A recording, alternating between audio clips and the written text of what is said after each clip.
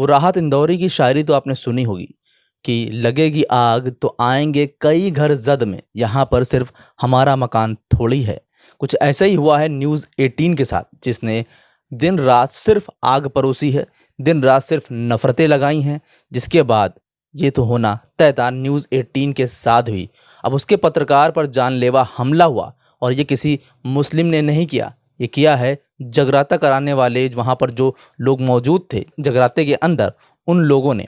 चलिए आपको पूरी खबर बताते हैं कि आखिर मामला क्या है। मिली खबर के अनुसार नोएडा एक्सटेंशन की society Oxford Square Supertech Eco Village 3 में रहने वाले सौरभ शर्मा, जो न्यूज़ 18 के पत्रकार हैं, देर रात 11:30 बजे जगराते के नाम पर बज रहे गानों को बंद करवाने के लिए 112 नंबर पर कॉल करके मदद मांगी। इसके बाद उनके पास पुलिसकर्मियों का कॉल आया और उन्होंने कहा आप मौके पर पहुंचे, हम भी आ रहे हैं। वहां पहुंचने के बाद पुलिस ने जगराते के गाने को बंद कराने के लिए कहा गया तो भीड़ भड़क गई।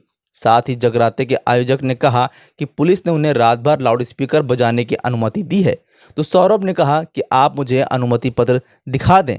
बस इसी के बाद उन्हें राष्ट्र विरोधी बताते हुए पाकिस्तानी करार दे दिया गया। कहा गया ये पाकिस्तानी है, इसे जान से मार दो। ये अच्छी बात हुई। हर बार पाकिस्तानी राष्ट्र विरोधी न्यूज़ 18 के बड़े बड़े सो कॉल्ड एंकर हमेशा कभी मुसलमानों को तो कभी विपक्ष को बताते रहते हैं। आज उन पर ही, उनके एक पत्रकार पर, सौरभ शर्मा पर पाकिस्तानी और राष्ट्र विरोधी होने का ये तमगा भी लग गया। ये कहते हैं ना कि जब नफरत बोओगे तो मोहब्बत कहाँ से काटोगे। उन्होंने इस बात का विरोध किया तो उन पर कानूनन लाउडस्पीकर रात में 10 बजे नहीं बजा सकते, ये भी कहा। ये सुनकर आयोजक ने उन्हें पाकिस्तानी और कहा कि यहीं पे ख़त्म कर देंगे। सौरभ ने बताया कि दोनों पीसीआर के पुलिसकर्मी वहां पर मौजूद थे, लेकिन उन्होंने कुछ नहीं किया। सौरभ के अनुसार भीड़ ने किसी की बात सुनने को तैयार ही नहीं थी और उन पर हमला बोल दिया। सौरभ को इस दौरान भागना पड़ा और जान बचाने के लिए संघर्ष भी करना पड़ा। किसी तरह वो बचकर सौरभ अपने घर पर पहुंचे और तहरीर देने के लिए थाने गए। पीछे से उनकी पत्नी ने पुलिस वरिष्ठ अधिकारियों को संपर्क कर खतरा होने की बात कही तो उन्होंने कुछ पुलिसकर्मी मौके पर भेजे। मौके पर पहुंचे पुलिसकर्मियों ने सौरभ और उनकी पत्नी अंकिता को मौके पर बुलाया। मौके पर पहुंचने पर भीड़ ने अंकिता के साथ भी वही बदसलूकी की और अपशब्द कहे, जिसकी जितनी भी निंदा की जाए उतनी कम है।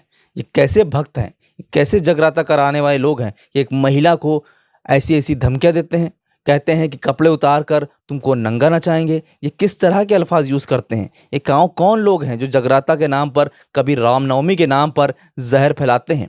लेकिन सबसे बड़ी बात है कि पुलिसकर्मी वहां पर मौजूद थे और किसी ने भी उन उन्मादियों को गिरफ्तार कर थाने या जेल नहीं भेजने का सोचा।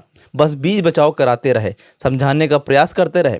भीड़ के बवाल के दौरान अंकिता का 6 साल का बच्चा लोगों के बीच में रह गया और करीब 45 मिनट तक अपनी माँ से दूर रहा और उनके पास जाने के लिए परेशान होता रहा। सोचिए इस बच्चे के दिल पर क्या बीती होगी, कैसा लगा होगा इसको, कितना डर गया होगा, कितना सहम गया होगा।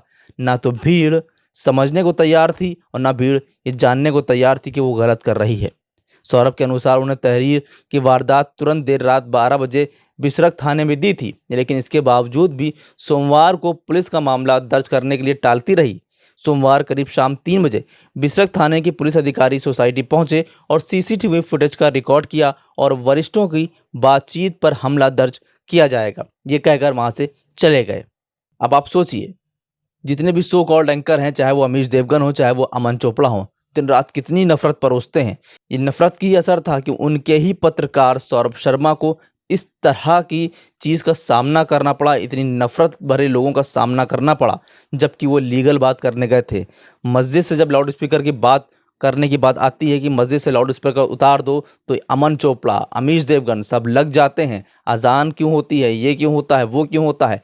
आज जगराता हो रहा था और उनके ही न्यूज़ 18 का पत्रकार जब ये सिर्फ बंद कराने के लिए कहने गया तो उसकी बीवी को कपड़े उतार देने की बातें कही गई, इनको दौड़ाया गया, बच्चे को डराया गया।